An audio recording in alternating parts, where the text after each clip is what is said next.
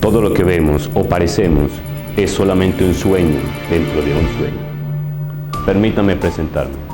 Mi nombre es Edgar Allan Poe, escritor, crítico, periodista y poeta. Nací el 19 de enero de 1809 en Boston, Estados Unidos. Mi padre fue David Poet, de origen irlandés, y mi madre Elizabeth Arnold, inglesa. Ambos eran actores ambulantes de teatro. Tras la muerte de mis padres, fui adoptado por John Allan, comerciante estadounidense de origen escocés, y su esposa Frances. Ellos me darían su apellido. Con los Allan viajé a Escocia y estudié en Irving. Luego nos trasladamos a Londres y estudié en uno de los internados de Chelsea. Allí aprendí latín y francés. A los 11 años de edad regresé a Estados Unidos y tras pasar por los mejores colegios ingresé a la Universidad de Virginia. Posteriormente me enrolé por breve tiempo en el ejército. En 1835 me casé con mi prima Virginia. Tras pasar 12 años, ella muere de tuberculosis y mi comportamiento y estado de ánimo se ven afectados. Dicen que soy uno de los padres del cuento moderno y el relato corto. Soy el creador del género policial. También escribí ciencia ficción y soy el renovador de la novela gótica y de terror. En 1827 publiqué mi primer libro de poemas, Tamerlane.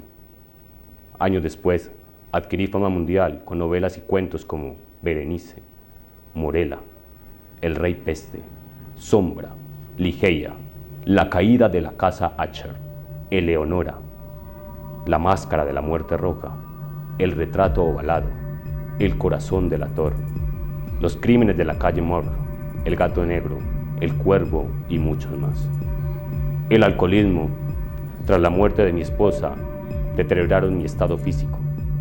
Y el 7 de febrero de 1849, tras un ataque agudo de delirio, fallecí a los 40 años de edad en Baltimore, Estados Unidos. Fui enterrado en Westminster Hall. Mis últimas palabras fueron: que Dios se apiade de mi pobre alma. Ahora les leeré mi cuento, La máscara de la muerte roja.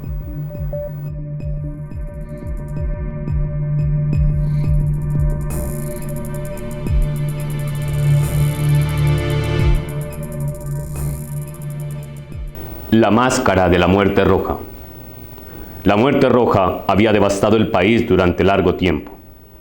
Jamás una peste había sido tan fatal y tan espantosa.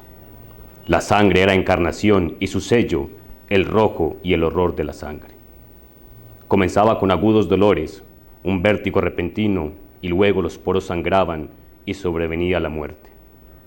Las manchas escarlata en el cuerpo y la cara de la víctima eran el bando de la peste, que la aislaba de toda ayuda y de toda simpatía.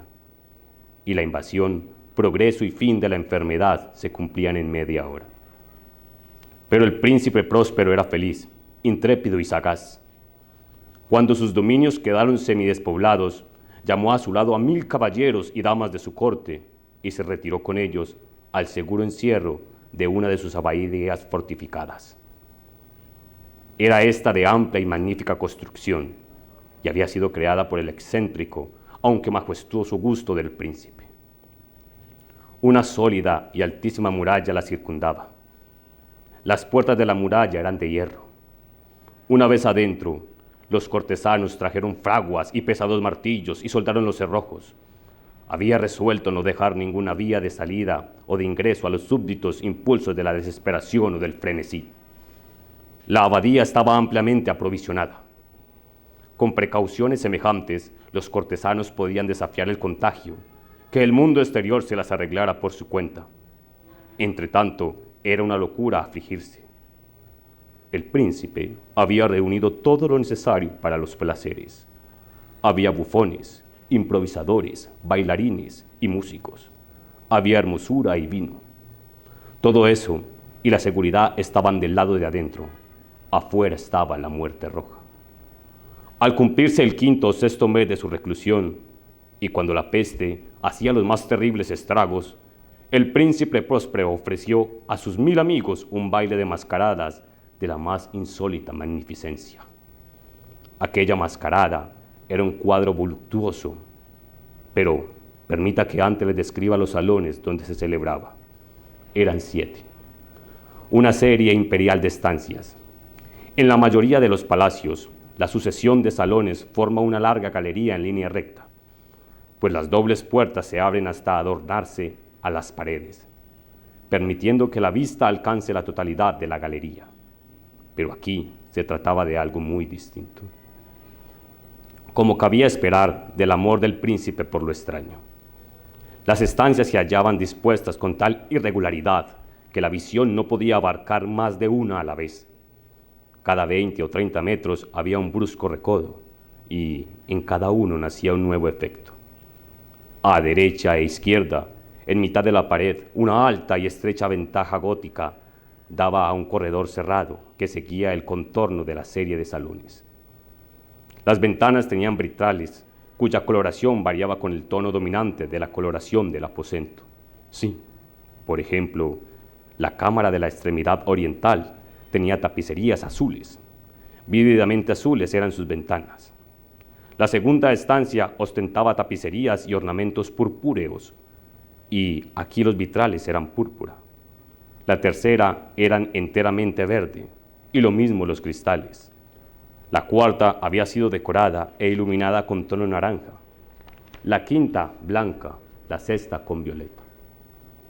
El séptimo aposento parecía completamente cubierto de colgaduras de terciopelo negro, que abarcaban el techo y las paredes, cayendo en pliegues sobre una alfombra del mismo material y tonalidad.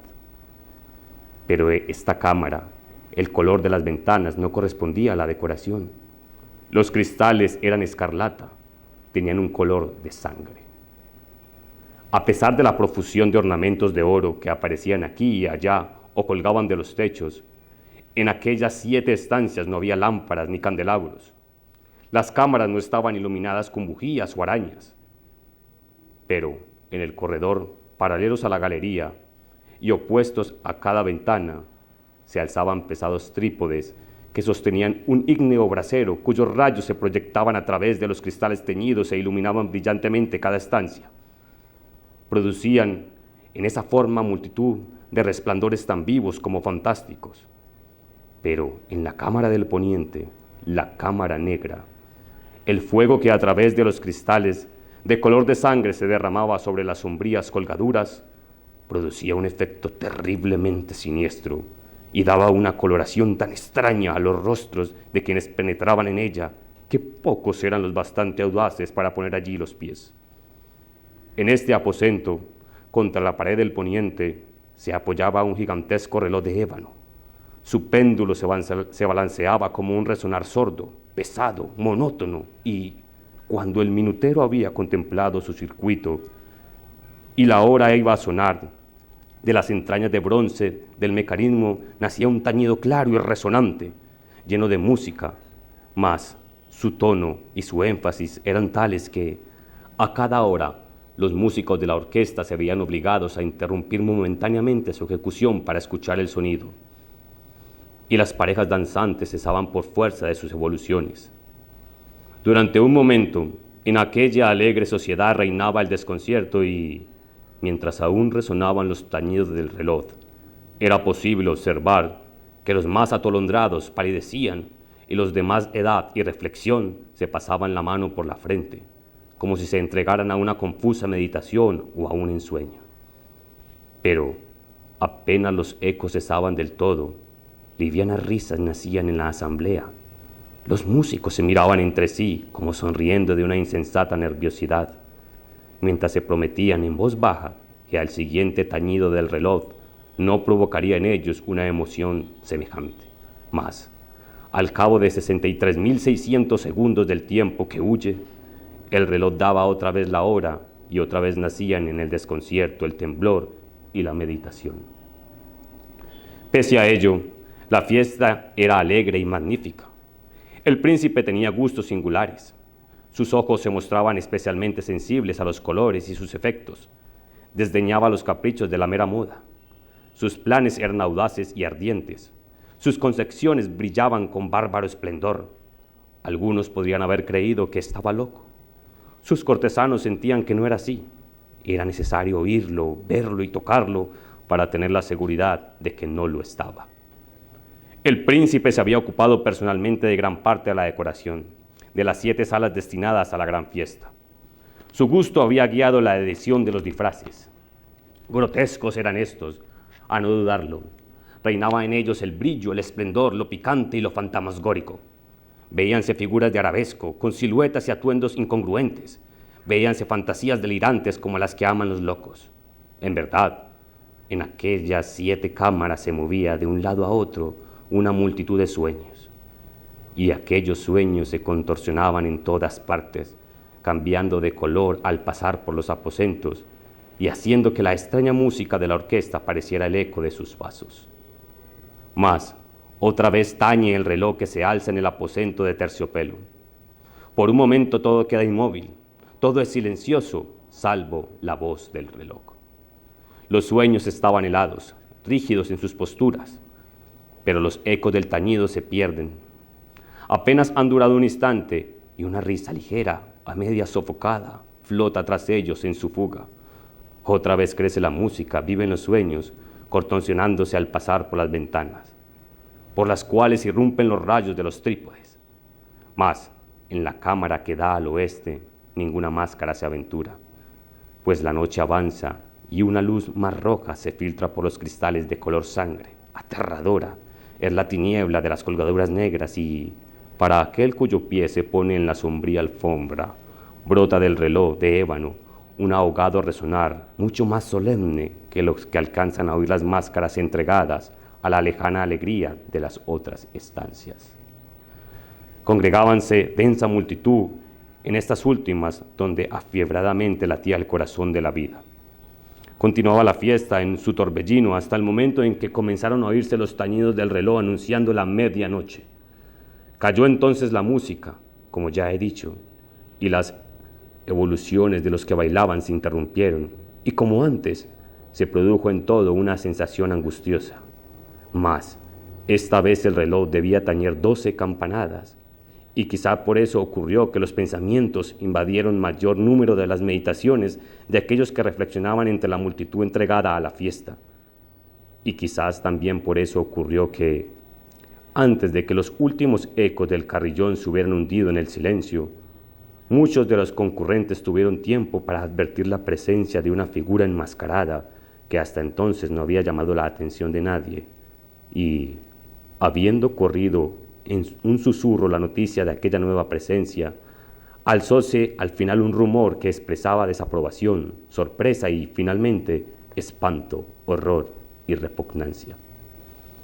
En una asamblea de fantasmas como la que acabo de describir, es de imaginar que una aparición ordinaria no hubiera provocado semejante conmoción. El desenfreno de aquella mascarada no tenía límites, pero la figura en cuestión lo ultrapasaba e iba incluso más allá de lo que el liberal criterio del príncipe toleraba. En el corazón de los más temerarios hay cuerdas que no pueden tocarse sin emoción. Aún el más relajado de los seres, para quien la vida y la muerte son igualmente un juego, sabe que hay cosas con las cuales no se puede jugar. Los concurrentes parecían sentir en lo más hondo que el traje y la apariencia del desconocido no revelaban ni ingenio ni decoro. Su figura alta y flaca estaban envuelta de la cabeza a los pies en una mortaja.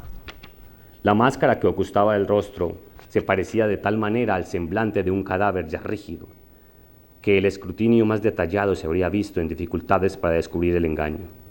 Cierto, aquella frenética concurrencia podía tolerar, si no aprobar semejante disfraz. Pero el enmascarado se había atrevido a asumir las apariencias de la muerte roja. Su mortaja estaba salpicada de sangre, y su amplia frente, así como el rostro, parecían manchados por el horror escarlata. Cuando los ojos del príncipe próspero cayeron sobre la espectral imagen, que ahora, con un movimiento lento y solemne como para dar relieve a su papel, se paseaba entre los bailarines, convulsionóse en el primer momento con un estremecimiento de terror o de disgusto, pero inmediatamente su frente se enrojeció de rabia. «¿Quién se atreve?», preguntó con voz ronca a los cortesanos que lo rodeaban. ¿Quién se atreve a insultarnos con esa burla blasfematoria? Apodérense de él y desenmascárenlo, para que sepamos a quién vamos a colgar en el alba en las alamedas. Al pronunciar estas palabras, el príncipe Próspero se hallaba en el aposento del este, el aposento azul. Sus acentos resonaron alta y claramente en las 7 estancias, pues el príncipe era hombre temerario y robusto, y la música acababa de cesar a una señal de su mano. Con un grupo de pálidos cortesanos a su lado, hallábase el príncipe en el aposento azul. Apenas hubo hablado, los presentes hicieron un movimiento en dirección al intruso, quien en ese instante se hallaba a su alcance y se acercaba al príncipe con paso sereno y cuidadoso. Mas la indecible presión que en la insana apariencia de enmascarado había producido en los cortesanos impidió que nadie alzara las manos para detenerlo, y así, sin impedimentos, pasó éste a 1 metro del príncipe, y mientras la vasta concurrencia retrocedía en un solo impulso hasta pegarse a las paredes, siguió andando interrumpidamente, pero con el mismo y solemne paso que desde el principio lo había distinguido. Y de la cámara azul pasó la púrpura, de la púrpura a la verde, de la verde a la anaranjada, desde esta a la blanca y de allí a la violeta, antes de que nadie se hubiera decidido a detenerlo. Mas entonces el príncipe Próspero, enloquecido por la ira y la vergüenza de su momentánea cobardía, se lanzó a la carrera a través de los 6 aposentos sin que nadie lo supiera por el mortal terror que a todos paralizaba. Puñal en mano, acercóse impetuosamente hasta llegar a 3 o 4 pasos de la figura que seguía alejándose, cuando ésta, al alcanzar el extremo del aposento de terciopelo, se volvió de golpe y enfrentó a su perseguidor. Oyósese un agudo grito, mientras el puñal caía resplandeciente sobre la negra alfombra, y el príncipe Próspero se desplomaba muerto. Poseídos por el terrible coraje de la desesperación, numerosas máscaras se lanzaron al aposento negro, pero al apoderarse del desconocido, cuya alta figura permanecía erecta e inmóvil a la sombra del reloj de ébano, retrocedieron con un inexpresable horror al descubrir que el sudario y la máscara cadavérica que con tanta rudeza había aferrado no contenía ninguna figura tangible. Y entonces reconocieron la presencia de la muerte roja. Había venido como un ladrón de la noche, y uno por uno cayeron los convidados en las salas de orgía manchadas de sangre, y cada uno murió en la desesperada actitud de su caída. Y la vida del reloj de ébano se apagó con la del último de aquellos alegres seres, y las llamas de los trípodes expiraron, y las tinieblas, y la corrupción, y la muerte roja lo dominaron todo.